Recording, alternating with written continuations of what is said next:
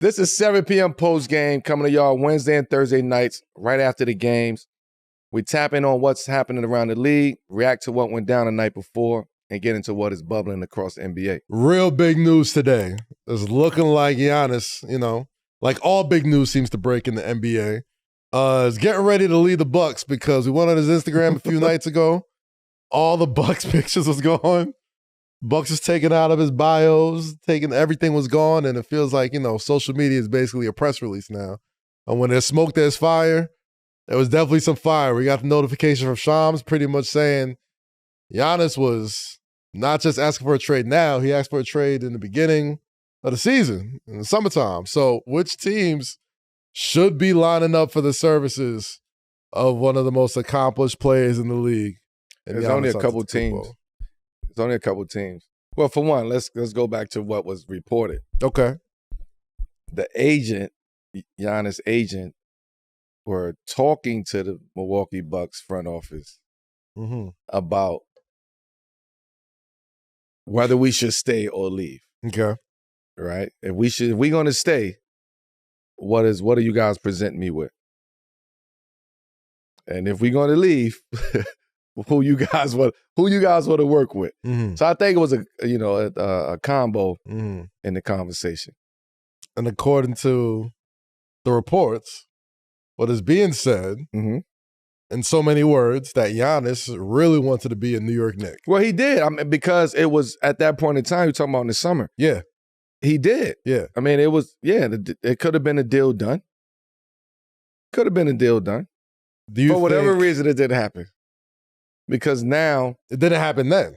Could it happen now?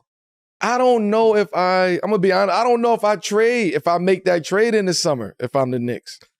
Summer's passed. But you brought it up. Do we do it now? I'm going to tell you why I don't make the trade in the summer. Because I want to give this team a chance to really bubble and really let's build on what we just built. We complete as a team. We right there as a team to go win a championship. Think about it. The Knicks is right there to go win a championship. Okay. So why would I shake? That's shaking shit all the way up to go get Giannis, right? I'd rather go with what we got because we're right there as a team. Okay. We may be a minor piece. Yes. Yes. There. That could be coaching. That could be.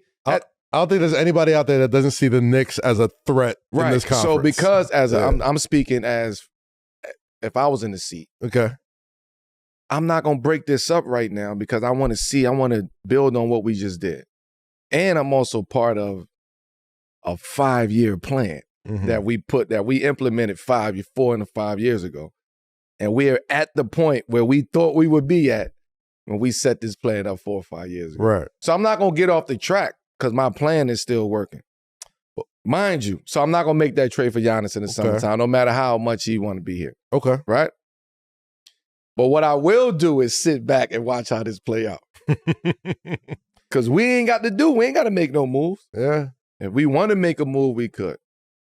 The only way I'll make this Giannis move is if this is going to guarantee us a championship. Because this is not a 1-for-1 swap. No. It's a lot of shit that's going to go down with this trade, which is why I say there's only a couple teams who can be prepared for this type of caliber of a trade. Melo, I got to be honest. I love Cat. Love him. One of my favorite Knicks.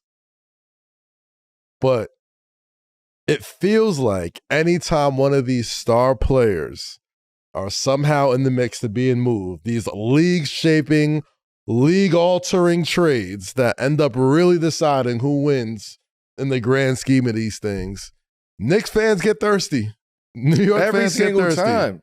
I'm you thirsty. know why? But that's the gift and the curse because New York is the epicenter of all of that shit. So no matter what trade is out there that's being said, New York will always be a destination for guys to think about a trade. So New York will always be at the top or on the list of a trade destination.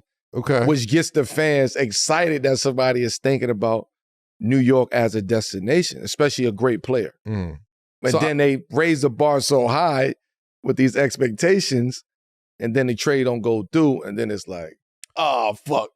All right, well, one of those times that a trade did go through was when the Knicks traded for you. Right. And they were like, like, we have an opportunity to get a guy who can put us in contention every single year. I agree. Giannis is also one of those guys, but when you have the team, we have a team. That's what I'm saying. The difference between your Knicks that traded for you. Oh no, that was even though no difference. There's no comparison. Like my shit was totally different. Big difference. Obviously, that team that, before they traded for Melo was still a pretty good team, but you're not comparing them to a team who's been to the Eastern Conference Finals, has had long playoff runs. That team we all believe is right knocking on the door. That team was very good. It was exciting. Yeah. That New York team before I got here was very exciting because of the newness and what was here. Mm-hmm. Mari was here. He just signed from Phoenix. So it was a newness. They was playing well. That Mike D'Antoni was gelling well. Gallinari, Ray Felton, Wilson Chandler, they was gelling really well. But when you talk about having an opportunity to change the game and impact the game, now you got to weigh apples and oranges, right? You got to weigh, should I really make this? What is this going to do for me for the next 5 to 7 years? That's how I'm looking at it. You get the prime years, the next 5 years. No, I'm not saying Giannis situation. I'm just saying in general how I would be looking at it. How does this trade affect me for the next 5 or 7 years? Especially if I'm getting you right now. Because if this shit don't work out, you going to leave again? It's possible. This is what I'm trying to say. I'm saying, this is what I'm saying. There's no loyalty in this shit. There isn't. There isn't. And I think you know more than anybody there's no loyalty in it unless you're in the position of power, which is being that player. I would love to see Giannis in New York if there was an opportunity. Okay. Like, I think we all would love to see Giannis here in New York. But you also got to think the way that the Knicks are thinking, the way that their front office is thinking. We're not going to disrupt our plan. Like, we in the heat of we in the eye of our plan. How do you think this affects the Knicks right now, though? Well, this if you're going to make a move, if Giannis is saying get me to New York, then you make the trade. Then you figure it out. Mm-hmm.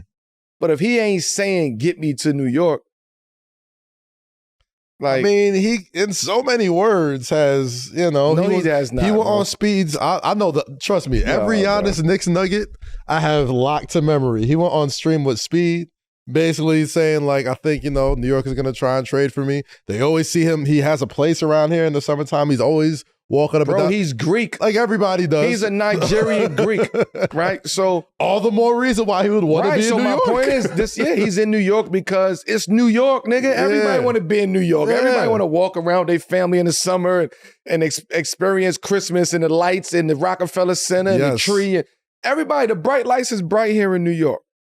Everybody. So don't let that, add on to or but if we hold any weight to that decision. If we are to believe the reports that Shams put out, that Brian Windhorst put out, what he said to Speed, the walking around, all that type of stuff, he's basically saying, I want to be in New York without coming out full, front face on camera saying, please trade me to the Knicks. I want to be in New York, but you got to put that deal together. And that's not an easy deal to put together. No, it's not. That's not an easy deal to put together.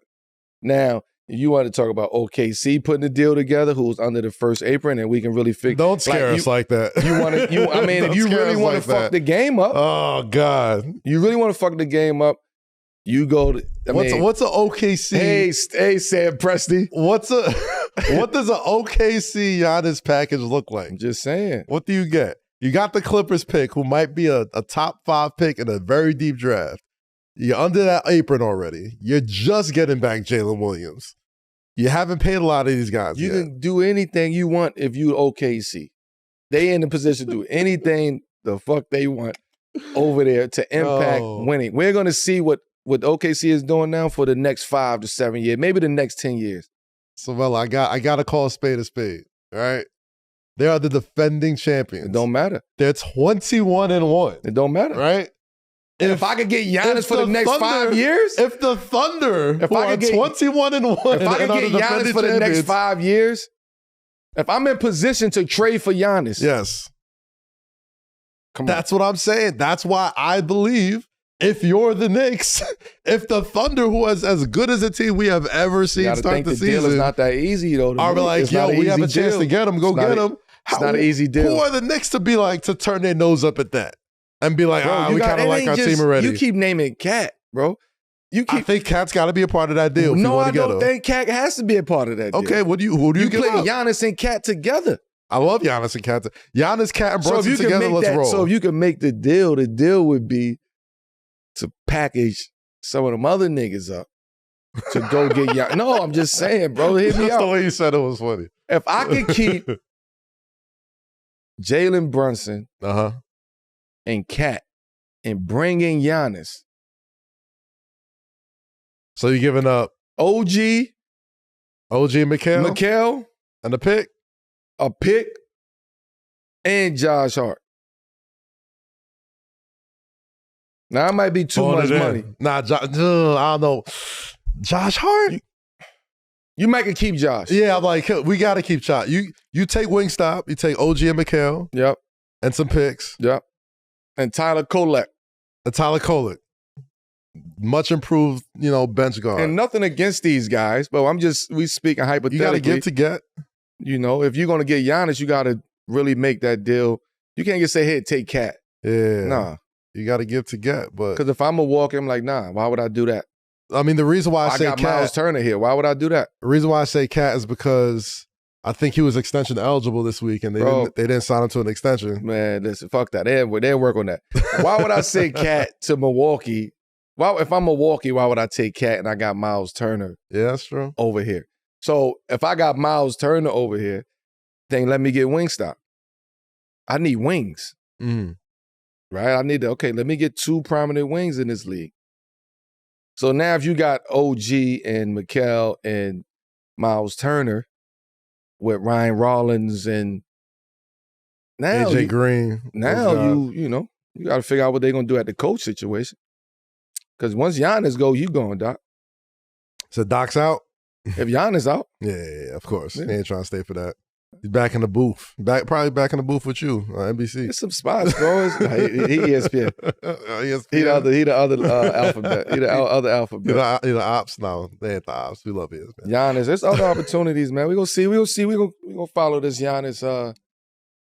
It's man timeline. You feel like nobody could be traded, but literally just. And I don't know shit. Year. Sometimes I just be saying shit. I don't know shit. We was talking about it, and literally as soon as Inside Baseball, we taping after our guest. I look at my phone, the first thing I see is all this Giannis stuff with the exact 3-team trade. He's like hypothetically bringing it up to me off camera. I'm like, you know something. Shit. Nah, I just know I know business. I know the game. I know the basketball. Okay. All right, we gonna see. I don't think this is going away because if Luka can get traded, anybody can get traded. So, but that was a individual. It happened. That was somebody who had to make a stance. Yeah, it happened though, man. But hey, anyway, feels like this conversation isn't going anywhere anytime soon. So until then, this is 7 p.m. in Brooklyn, the Wave Original, presented by FanDuel. And of course, this is a 7 p.m. post game. Support the show by subscribing on YouTube, leaving good comments, bad comments, mid comments. We don't care. We like all the likes, rates, and reviews for 7 p.m. It helps us out as much as possible. And shout out to everybody tagging us in your Spotify raps, your Apple Music rewinds, all the every way you listen to us, man. You keep up with us all year long. We appreciate you. For the Hall of Famer Carmelo Anthony, I'm Kaz. This is The Hook. We'll catch you with a new episode this Monday right here at 7 p.m. in Brooklyn. Peace. Peace.